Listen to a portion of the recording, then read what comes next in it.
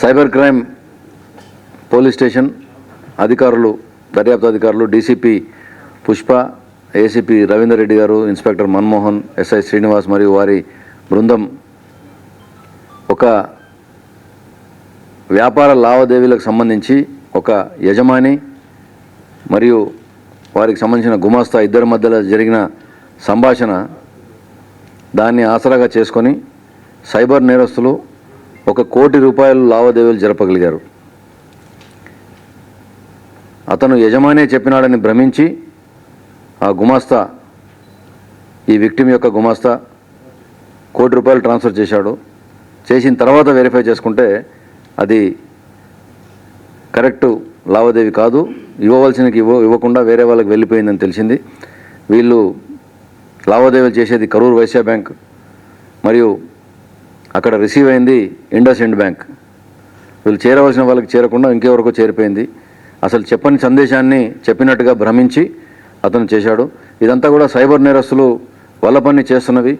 సాంకేతిక పరిజ్ఞానాన్ని యూజ్ చేసి ఏపీకే ఫైల్స్ పెట్టి దాని ద్వారా డౌన్లోడ్ చేసుకొని వారి ఫోన్ని కంప్లీట్గా కంట్రోల్లోకి తీసుకోవడం, ఓటీపీలన్నీ వాళ్ళ ఫోన్లోకి వచ్చిన తర్వాత వాటిని ఆపరేట్ చేసి మనీని డైవర్ట్ చేయడం. అప్రమత్తంగా ఉన్నప్పుడు ఇమీడియట్గా సైబర్ క్రైమ్ పోలీసుల సూచన మేరకు సైబరాబాద్లో ఆ బ్యాంక్ అకౌంట్ని 24 గంటల్లోపే మన అధీనంలోకి తెచ్చుకోవడం జరిగింది. తర్వాత ఈ అకౌంట్ హోల్డర్ ఎవరైతే ఉన్నారో అతను దీపక్ అని ఒక మంచినీటి వ్యాపారం చేస్తాడు, మినరల్ వాటర్ వ్యాపారం చేస్తాడు. లక్నో కదా, లక్నోలో మంచినీటి వ్యాపారం చేసే వ్యక్తి. ఇతను చెప్పేదాని ప్రకారం ఇంకా ఇద్దరు వీళ్ళ టీం ఉన్నారు. వాళ్ళు ముగ్గురు కలిసి ఏదైతే బ్యాంకులో అకౌంట్ ఓపెన్ చేశారో ఆ బ్యాంక్కి కరెంట్ అకౌంట్ కోసం దరఖాస్తు చేశారు. దరఖాస్తు చేసి మాకు 600 రూపాయల టర్న్ ఓవర్ ఉన్న వ్యాపారం ఉంది, మేము ఒక వెల్నెస్ సంబంధించిన బిజినెస్ సెటప్ చేయబోతున్నాము, మా టర్న్ ఓవర్ ఈ విధంగా ఉంటుందని బ్యాంకును నమ్మించి దానికి సంబంధించిన డాక్యుమెంట్స్ అన్నీ బ్యాంకు వారికి సబ్మిట్ చేసి ఒక కరెంట్ అకౌంట్ని తీసుకోవడం జరిగింది. ఆ కరెంట్ అకౌంట్ ద్వారా రకరకాల లావాదేవీలు జరిగినాయి. ఇప్పుడు ఈ నేరం జరిగిన తర్వాత మనము సైబరాబాద్ పోలీసులు డీసీపీ గారి ఆధ్వర్యంలో 100% రికవరీ చేయడం జరిగింది. ఇది మన భారతదేశంలోనే one of the very fewest cases. ఇంతకుముందు ఒకసారి ఏదో ఒక కేసులో ఓస్వాల్ గారి కేసులో 7 కోట్లు పోతే 5.5 కోట్లు వాపస్ ఇవ్వడం జరిగింది ఒక సింగిల్ కేసులో. దాని తర్వాత బహుశా నాకు తెలిసి ఇదే అతిపెద్ద కేసు. ఒకే కేసులో విక్టిమ్కి 100% మనీ రిఫండ్ ఇవ్వడం, 1 కోటి రూపాయలకు గాను 1 కోటి రూపాయలు కంప్లీట్గా బ్యాంక్ ద్వారా, కోర్టు ద్వారా. మాకు కోర్టు వాళ్ళు కూడా చాలా సహకరిస్తున్నారు. జిల్లా ప్రిన్సిపల్ జడ్జి రంగారెడ్డి మరియు 9th additional district judge Kukatpally additional district judge 9th judge గారు చాలా చురుకుగా వ్యవహరించి విక్టిమ్స్ పట్ల త్వరగా వారికి ఆర్డర్స్ ఇవ్వడం, డీఫ్రీజ్ ఆర్డర్స్ కానీ రిలీజ్ ఆర్డర్స్ కానీ ఇవ్వడం చేసినందుకు ఈ 1 కోటి రూపాయలు త్వరగా మేము తీసుకొని విడుదల చేయించి విక్టిమ్కి అతి త్వరలో 4వ తేదీ రోజు ఈ నేరం జరిగితే 8వ తేదీ కల్లా ఇది డిటెక్ట్ చేసి అతన్ని పట్టుకోవడము, లోకల్ పోలీసుల ద్వారా అక్కడ అరెస్ట్ చేసి ట్రాన్సిట్ రిమాండ్ మీద తీసుకొని రావడము, వీటన్నిటికీ ఈ లేట్కి కారణం. దాని తర్వాత ఇక్కడ కూడా మన బ్యాంక్ ఫార్మాలిటీస్ అన్ని కంప్లీట్ చేసిన తర్వాత నిన్న మొత్తం ఈ 1 కోటి రూపాయలు రికవర్ చేసి ఈరోజు ప్రెస్ వార్ ముందు పెట్టడం జరిగింది. ఈ సందర్భంగా మీ అందరి ద్వారా ప్రజలందరికీ మరొకసారి అవేర్నెస్ క్రియేట్ చేయాలని అనుకుంటున్నాము. ఈరోజు బుధవారము, ఈ నెల మొత్తం కూడా ప్రతి బుధవారం మేము తిరంగా సురక్షగా తిరంగా అనే అవేర్నెస్ క్యాంపెయిన్ ఒకటి పెట్టినాము. దీని ద్వారా మన రాష్ట్రంలో, మన దేశంలో జరుగుతున్నటువంటి సైబర్ నేరాల పట్ల అందరూ కూడా అప్రమత్తంగా ఉండాలని, ముఖ్యంగా రిటైర్ అయిన వాళ్ళు చాలామంది వాళ్ళ దగ్గర దాచుకున్న డబ్బు ఉంటుంది, రిటైర్మెంట్ సొమ్ము ఉంటుంది, ఇవన్నీ కూడా తెలిసిపోతున్నాయి వాళ్ళకి. బ్యాంకుల ద్వారా, ఇతర ఏజెంట్ల ద్వారా ఇన్వెస్ట్మెంట్ కోసం అని చెప్పేసి మనకు ఫోన్ చేసే వాళ్ళ దగ్గర ఈ డేటా వచ్చేస్తుంది. చాలా విచ్చలవిడిగా డేటా అవైలబుల్ ఉంది సైబర్ క్రిమినల్స్ దగ్గర. గతసారి మేము కాంబోడియా నుంచి తీసుకొచ్చిన వ్యక్తిని అరెస్ట్ చేస్తే, విశాఖపట్నం చెందిన వ్యక్తి, అతను అరెస్ట్ చేసినప్పుడు కూడా మేము వాడే మానిటర్స్, మేము సైబర్ క్రైమ్ చేయడానికి మేము డెస్క్లో వాడే 2 మానిటర్స్ ముందు మాకు ప్రాబబుల్ విక్టిమ్కి సంబంధించిన సమస్త సమాచారం మా మానిటర్ మీద ఉంటుంది, మేము చాలా పరిచయస్తుల్లాగా మాట్లాడడానికి అవసరమైన సమాచారం అంతా అక్కడ ఉంటుంది అని చెప్పడం జరిగింది. అంటే మీరు చూడండి, డేటాకు ఏమాత్రం భద్రత లేకుండా పోయింది. అందుకే మన ఫోన్ నెంబర్లు కానీ మన డేటా కానీ ఎక్కడ కూడా దయచేసి షేర్ చేయకండి. మీకు ఎప్పుడైనా అనుమానం ఉన్నట్లయితే మీ ఫోన్ నెంబర్లు మార్చుకొని వేరే ఫోన్ నెంబర్లు పెట్టుకోండి, పాస్వర్డ్లు మార్చుకోండి. అనవసరంగా ఎవరితో మాట్లాడాల్సిన అవసరం లేదు, అనవసరమైన వాటిని క్లిక్ చేయవలసిన అవసరం లేదు, అనవసరమైన సంభాషణలు అవసరమే లేదు. ఎక్కడైనా ఏమన్నా అనుమానం వస్తే ఇమీడియట్గా ఫోన్ డిస్కనెక్ట్ చేయండి.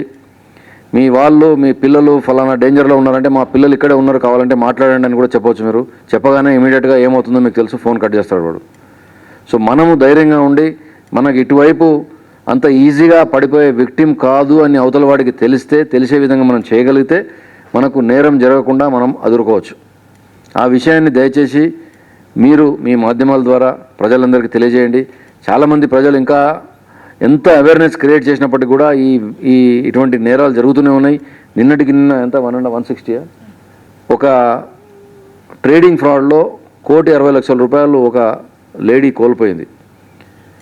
ఆవిడ భర్త బ్యాంకుకు వచ్చి ఎఫ్డీలన్నీ విత్డ్రా చేస్తున్నప్పుడు బ్యాంకు వాళ్ళు చూసి ఎందుకు మీరు డిస్ట్రెస్లో ఉన్నట్టున్నారు, ఏమైనా జరిగిందా, ప్రమాదం ఏమైనా ఉందా ఏంటి అని అడిగితే కూడా వాళ్ళు చెప్పకుండా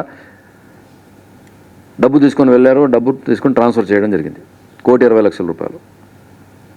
ట్రేడింగ్ ఫ్రాడ్. అసలు బ్యాంక్ రేట్ కన్నా 60% కానీ 1% కానీ ఎక్కువ వచ్చే కన్నా ఎక్కువ పరిస్థితి ఎక్కడా లేదు, ఏ అకౌంట్లో కూడా లేదు. అంతేగాని అత్యధికంగా లాభాలు వస్తాయని ఆశ చూపి ఈ డబ్బులు తీసుకోవడం చాలా ఎక్కువ. దాదాపు 60 నుంచి 65% వరకు నేరాలు ఈ ట్రేడింగ్ అవుతున్నాయి.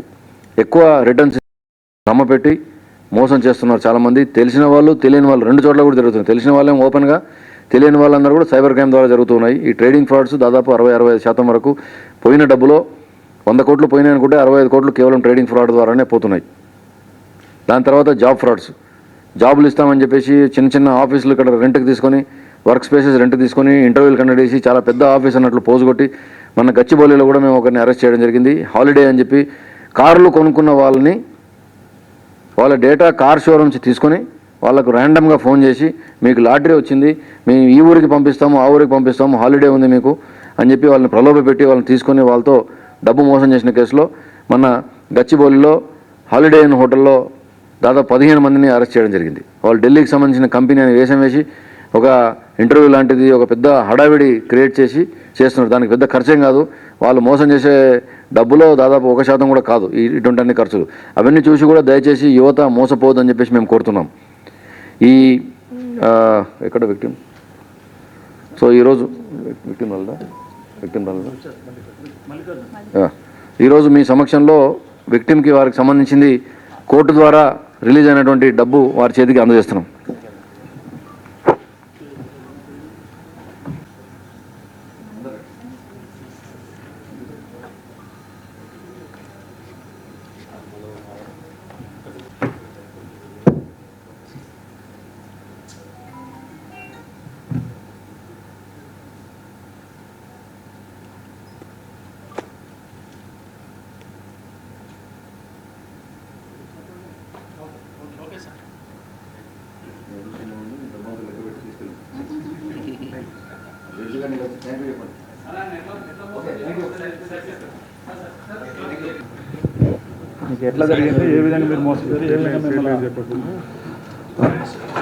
హలో సార్, యాక్చువల్లీ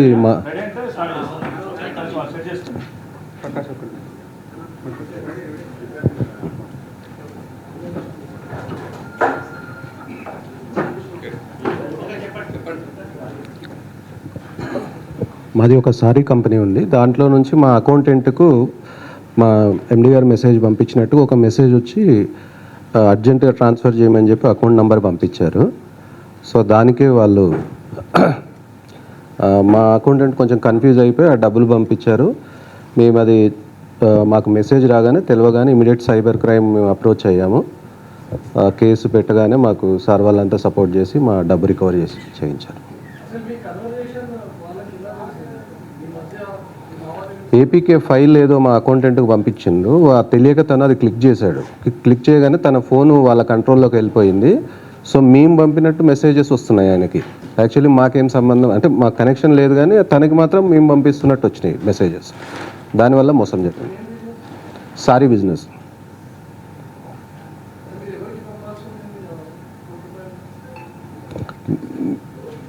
మేము ఎవరికి పంపాలి? మేము అసలు ఎవరికి పంపాలని లేదు. మేము ఒక అకౌంట్, మా లీస్ట్లో లేని అకౌంట్ ఒకటి మా అకౌంటెంట్కి పంపించి ఈ అకౌంట్కి అర్జెంట్ డబ్బులు పంపమని చెప్పి మెసేజ్ వస్తుంది ఆయనకి.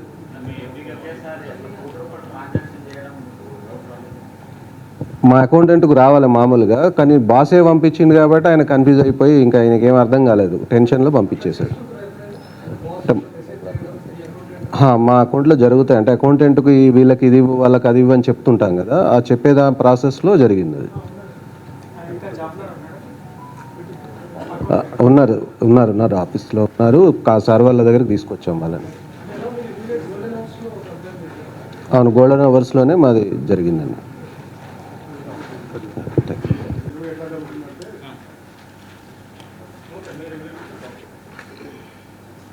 బాస్ ఇంపర్సనేషన్ ఫ్రాడ్ ఇది. దీంట్లో ఫ్రాడ్స్టర్ ఏం చేస్తారంటే ఫస్ట్ ఒక ఏపీకే ఫైల్ పంపిస్తారు ర్యాండమ్గా. పంపించినప్పుడు ఈ కేసులో జరిగిందంటే అకౌంటెంట్కి ఫస్ట్ ఏపీకే ఫైల్ వస్తుంది. ఏపీకే ఫైల్ క్లిక్ చేయగానే ఇతని ఫోన్ మొత్తం ఫ్రాడ్స్టర్ అకౌంట్లోకి అంటే ఫ్రాడ్స్టర్ కంట్రోల్లోకి వెళ్ళిపోతుంది. వెళ్ళిపోయినప్పుడు వాడు ఫస్ట్ దాంట్లో వీళ్ళ బాస్ ఎవరు వీళ్ళు ఎవరు అనేది మొత్తం ఫస్ట్ చూసుకుంటాడు. చూసుకొని దీంట్లో ఏం చేస్తారంటే తర్వాత బాస్ డీపీనే ఫ్రాడ్స్టర్ డీపీ లాగా పెట్టుకుంటాడు ఫస్ట్. తర్వాత ఎందుకంటే ఈ అకౌంటెంట్ ఏమైతే చాటింగ్ చేస్తున్నాడో, ఏమైతే పేర్లు ఫీడ్ చేసుకున్నాడో ఆ యాక్సెస్ అంతా కూడా ఫ్రాడ్స్టర్కి వెళ్ళడం వల్ల ఫ్రాడ్స్టర్ కూడా సేమ్ అట్లనే సైమల్టేనియస్గా ప్యారలల్గా ఇంకొక మొబైల్ రన్ చేస్తుంటాడు అన్నట్టు. సేమ్ బాస్ పేరు కూడా బాస్ ఫోటో పెట్టుకొని చాటింగ్ చేస్తున్నప్పుడు కూడా గతంలో ఒక 4-5 రోజుల క్రితంలో జరిగిన చాటింగ్ అంతా కూడా చెక్ చేస్తాడు. చెక్ చేసి ఫ్రాడ్స్టర్ ఏం చేస్తాడంటే ఏ ఫాంట్ సైజ్ ఎట్లా ఉంది, స్లాంగ్ ఎట్లా ఉందో అదే స్లాంగ్లో చాటింగ్ చేస్తుంటారు అన్నట్టు. అంటే రోజు మనము హలో అనుకుంటాం, కొంతమంది హాయ్ అనుకుంటారు, కొంత గుడ్ మార్నింగ్ అనుకుంటారు. అంటే ఏ విధంగా స్టార్ట్ అవుతుందో అదే విధంగా స్టార్ట్ చేసి చాటింగ్ కూడా అదే స్టైల్లో, అదే ఫాంట్లో, అదే స్లాంగ్లో వస్తుంది. సో రొటీన్గా రెగ్యులర్గా వస్తుంది కాబట్టి అకౌంటెంట్కి జనరల్గా డౌట్ రాలేదు దీంట్లో. సార్ రోజు అడుగుతున్నాడు కదా అని చెప్పేసి అడుగుతాడు.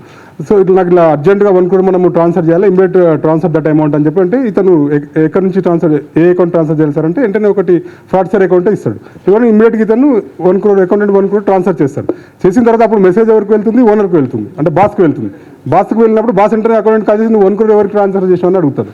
అరే మీరే చేయమన్నారు కదా సార్ అని చెప్పి అకౌంటెంట్ అంటాడు. సో నేను ఎప్పుడు చేయమన్నా అని చెప్పి ఇట్లా అప్పుడు తెలుస్తుంది.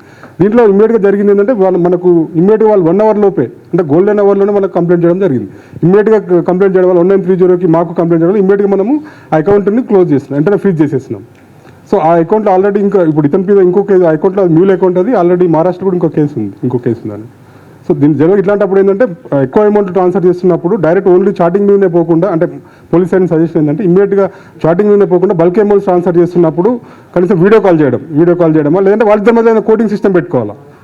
సేమ్ బాస్ లాగానే చేస్తుంది కాబట్టి ఇద్దరి మధ్య కోడింగ్ సిస్టమ్ పెట్టుకుంటే కోడ్ చూసుకొని చేసి ఇట్లాంటి ఫ్రాడ్ జరగకుండా ఉంటుంది. కోడింగ్ సిస్టమో లేదంటే మళ్ళీ వీడియో కాల్ మాట్లాడుకోవడం, డైరెక్ట్ కాల్ మాట్లాడడం, ఇట్లా కొన్ని సిస్టమ్స్ పెట్టుకుంటే ఇట్లాంటి ఫ్రాడ్ జరగకుండా ఉంటుంది అనేది మా సైడ్ నుంచి సజెషన్ అన్నట్టు. ఇది అంటే అకౌంట్ హోల్డర్ కదా ఇతను ఏంటంటే లక్నోలో ఒక వాటర్ ప్లాంట్ రన్ చేస్తున్నట్టుగా చూపిస్తాడు. అక్కడ వాటర్ ప్లాంట్ రన్ అవుతుంటుంది ఆల్రెడీ. ఈ వాటర్ ప్లాంట్లో ఏంటంటే 600 crores టర్న్ ఓవర్ జరుగుతున్నట్టుగా ఒకటి ఫేక్ తయారు చేసి వాటర్ ప్లాంట్ ఆర్ఓ ప్లాంట్ పైన 600 crores పర్ ఇయర్ మా ట్రాన్సాక్షన్ జరుగుతుందని చెప్పేసి ఒక ఫేక్ తయారు చేసేసి అది ఇండస్ బ్యాంక్లో సబ్మిట్ చేసేసి కరెంట్ అకౌంట్ ఓపెన్ చేస్తారు.